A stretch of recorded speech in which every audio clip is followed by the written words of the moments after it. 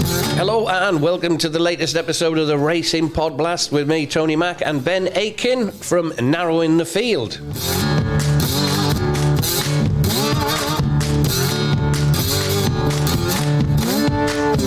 And we're off to Newmarket this week on the Pod Blast, covering 3 races from Saturday's action of the Guineas Festival, including the big race of the day, the first classic of the season, the 2,000 Guineas, before taking the Pod Blast party bus up to Scotland for our next round of Football Trixie Battle, top, middle and bottom. But racing first as always, and to Newmarket we go, starting with the Suffolk Stakes off at 2:20, the first of our 3 races under analysis this week. Ben, can you start us off with that one? And welcome along, mate.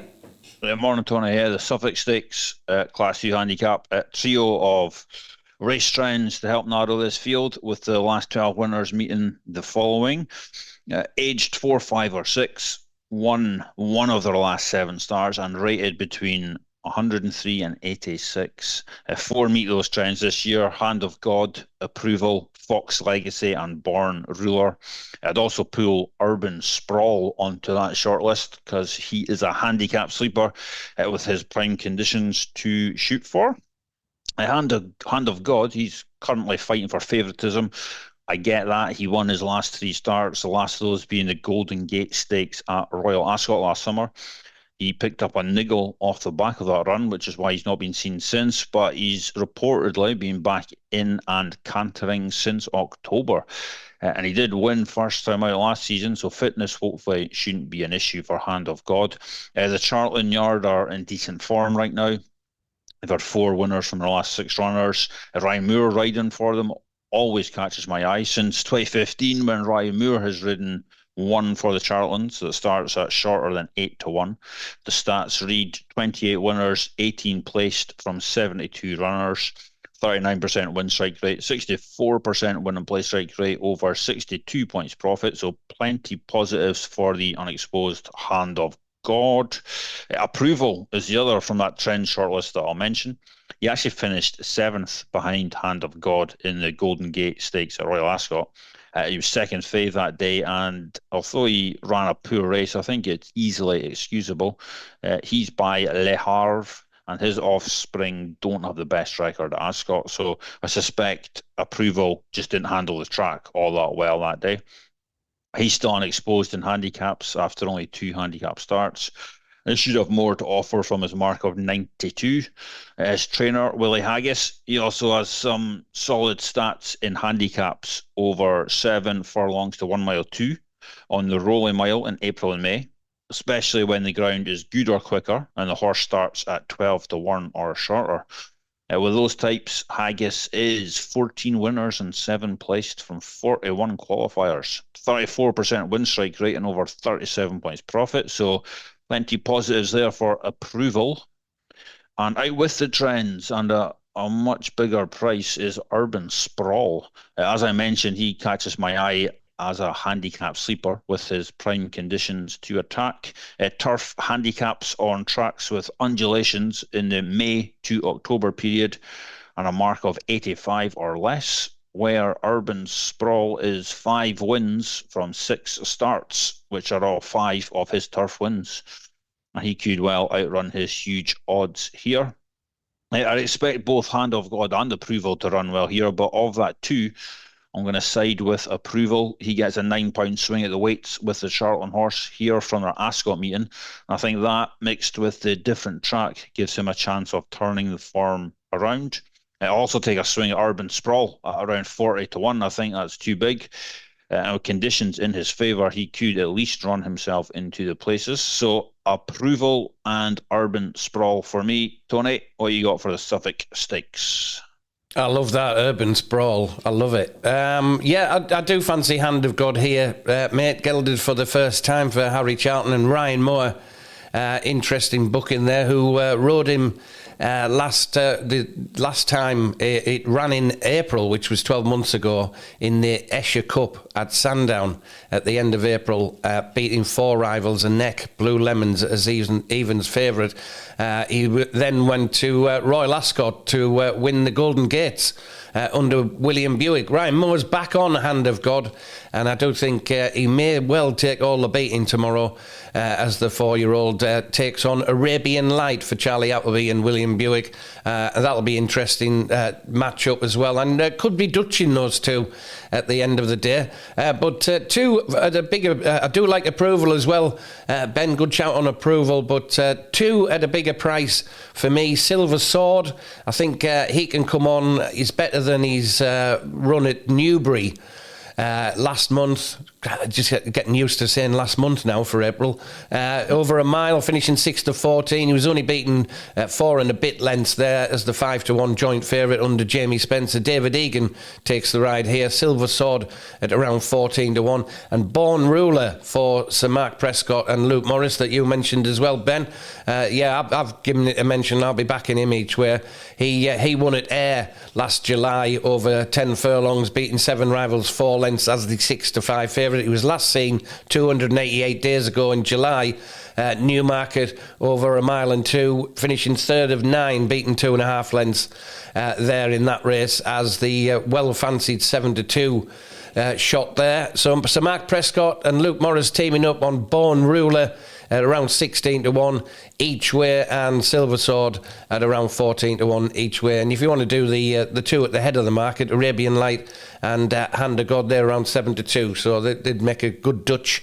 I think tomorrow, 2:55 at Newmarket, the Palace House Stakes, a Group 3 over 5 furlongs. Ben, what's your thoughts here, mate?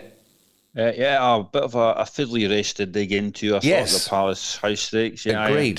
They got it down to the following 3. Washington Heights, Twilight Calls and Tropical Storm. Washington Heights is one of only a handful in this that has already run this calendar year. He ran in Qatar in February behind Tom Clover's Rogue Lightning, who backed the form up by going close in a Group 2 in America on his next start. Washington Heights himself spent plenty of last season bashing away in Group 1s and Group 2s.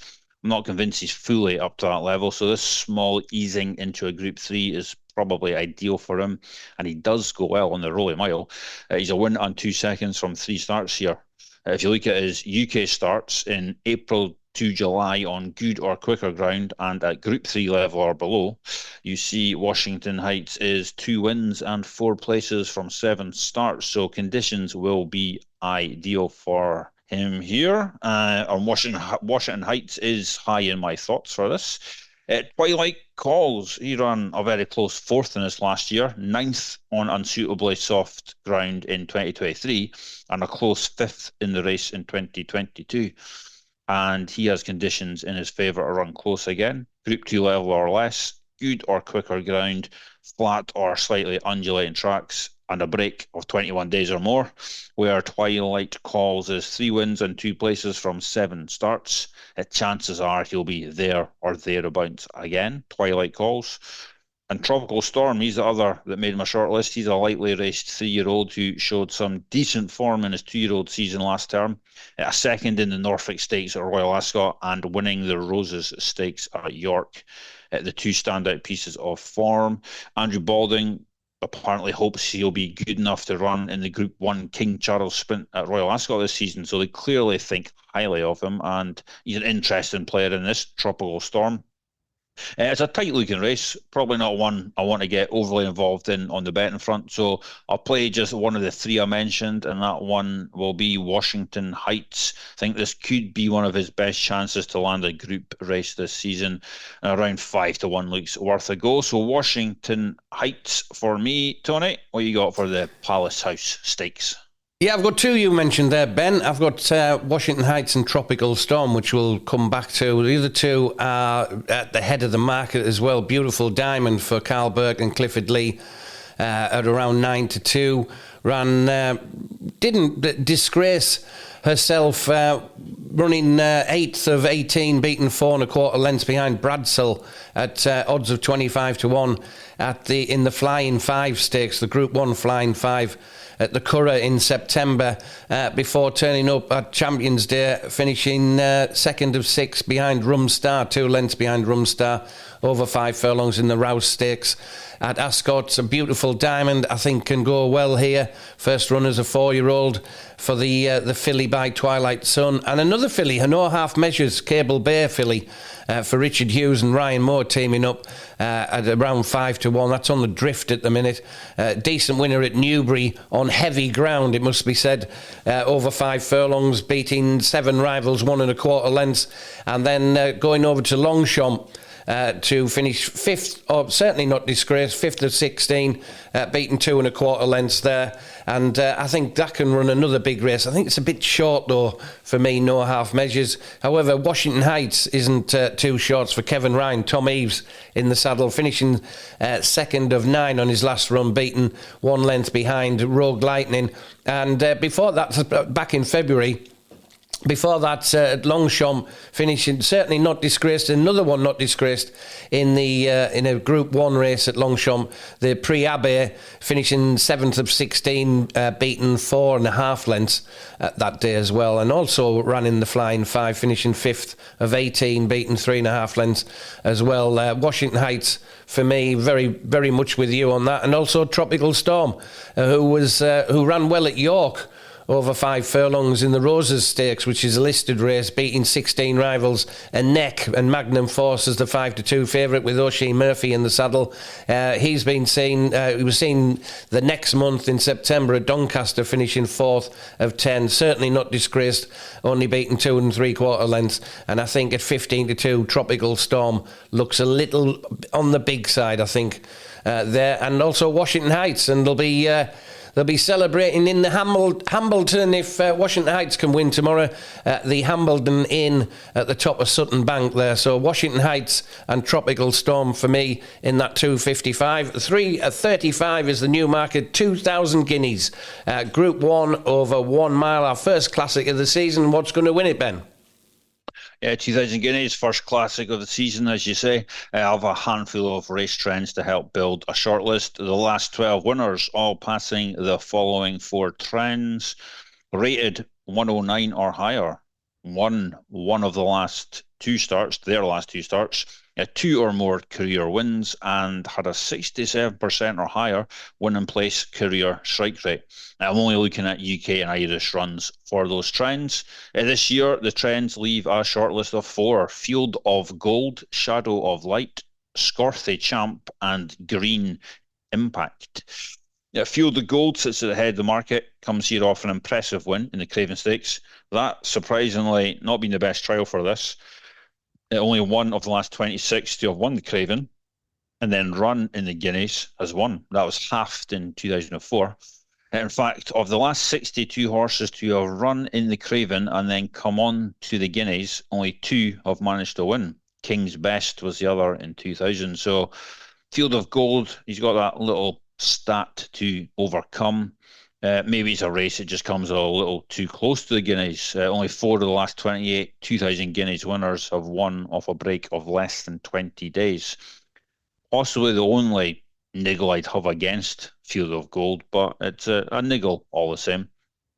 Shadow of Light comes here having won 4 of his 5 starts to date, including 2 Group 1s in the Middle Park Stakes and the Dewhurst Stakes. The Dewhurst Stakes has been a race that's produced plenty of Guineas winners and placed horses in recent times. Shadow of Light's only defeat to date came when he was a close second to the Jim Crack at York, and that race has worked out well since. He's stepping up to a mile for the first time here, and he's got more than enough stamina influences in his pedigree to help him see out the trip well, I'd say. So he's possibly a bit overpriced, Shadow of Light. Scorthy Champ, he runs for Joseph O'Brien. He won the Group 1 National Stakes at Curragh last time out. A number of winners of that race have come on to win or place in the 2,000 Guineas. So it's been a good pointer for this. And 19 of the last 26 National Stakes winners finished first or second on their next start. 10 of them coming out and winning a Group 1 on their next start. So the National Stakes has long been a good race to follow, and Scorthy Champ should be a player here. And Green Impact for Jesse Harrington is the other that passed the trends. He's won his last 2 starts after finishing a close second on his debut at Curragh in June. And all 3 of his races have been working out strongly so far. He could be an exciting prospect for this season. I get why Field of Gold is at the head of the market for this. I won't be surprised were he to win. Happy to take one of the prices though, and the 2 I'll play against him are Shadow of Light and Scorthy Champ.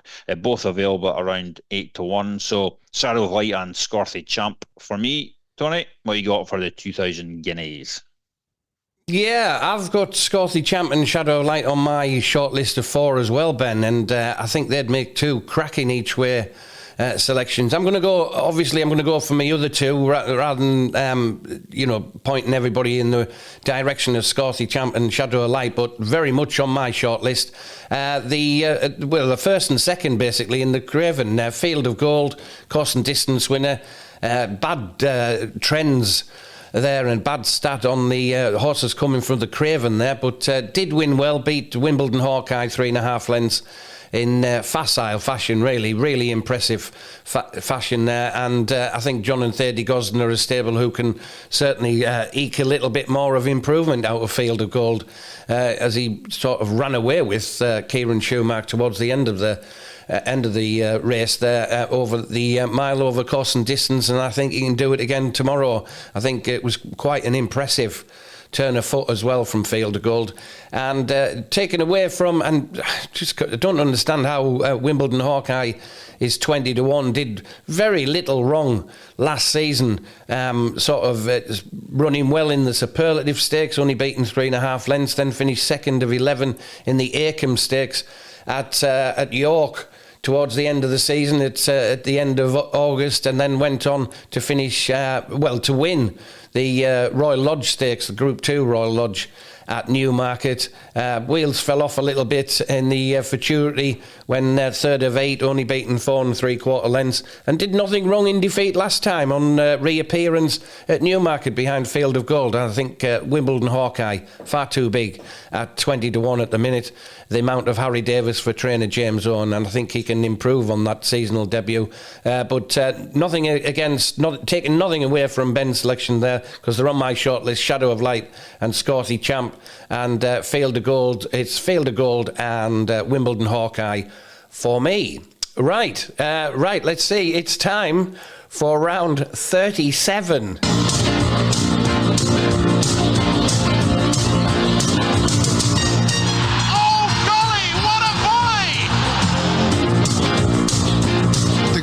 About loving football is you cannot explain why you love it. It just happens. Chasing a ball round a park, wanting one team to win against the other. El Mahoney right foot, whips it. Oh, JEEZY Peeps, man. Fabulous. Yes, 37. Round 37, top, middle and bottom. An update on current state of play, please, Ben. Two winners for me last week, which resulted in a profit of plus 0.01 points. Rolling in the big time there with those returns. Just the one winner for you, Tony, so -4. Current totals are me plus 12.10, Tony minus 56.51. On to this week's top, middle and bottom. Top, Livingston to beat Partick Thistle at 7-10. Falkirk have properly crapped the bed when it comes to trying to wrap the title up. And amazingly, Livingston now find themselves joint top with one game to go. They'll be going all guns blazing here against Partick, who themselves need a result to make sure they secure a playoff place. But I think Livingston will be too much for them. Livingston have won 12 of their 17 home matches, losing only once, only conceding 8 times. So Livingston for the win here in the top section. In middle, Alloa to beat Kelty Hearts in 19-20. A win here for Alloa guarantees them a place in the playoffs, and Kelty have no manager, nothing to play for. Can't see them putting up much resistance, so I'm siding with Alloa for the win here. In bottom, Bonnyrigg Rose to beat Stranraer at 6-4. Bonnyrigg need a win here to have any chance of avoiding the relegation playoff, and they probably couldn't have handpicked a better opponent for themselves. Stranraer have nothing to play for. They've lost 4 of the last 5, and Bonnie Rig have won all 3 matches between the pair this season. And I'm going to side with them and make it 4 wins from 4 this season against Stranraer. Love it. Giving me a top, middle, and bottom of top Livingston, middle Alloa, bottom Bonnie Rig, Rose. Tony, what you got? Yeah, I'm going for Bonnie Rig, Bonnie whole lot of Rosie tomorrow to beat Stranraer 6-4. But my other ones, my unofficial ones, or official ones rather, Airdrie and Ayr to draw 13-5. Neither team can improve on current positions, and both will have their eyes on respective playoff matches. So I'll side with them to play out a bore draw. Indeed. Middle, Queen of the South to beat Arbroath at 9-4. Queen of the South can still finish second, and this is a winnable game for them as Arbroath have taken their foot off the gas since wrapping up the title. So I'm going for Queen of the South to land their 6th win on the spin against Arbroath at 9-4. I think that's a cracking price, 9-4. And Clyde to beat Peterhead at 11-5. Neither team has anything to play for now, so I'll take our very own Racing Podblast sponsored Clyde to put on a show for their home fans. Last game of the season, beating champions Peterhead 11-5. Clyde, Queen of the South 9-4. Airdrie at 13-5. Many thanks for listening to the Racing Podblast, and very best of luck with your bets at Newmarket this weekend. You can catch me on 3B's Radio Bridlington every morning from Monday to Friday. You can catch more from Ben over on narrowinthefield.co.uk. That is narrowinthefield.co.uk. Cheers for that, Ben. Cheers, Ton. And we'll see you all again next week.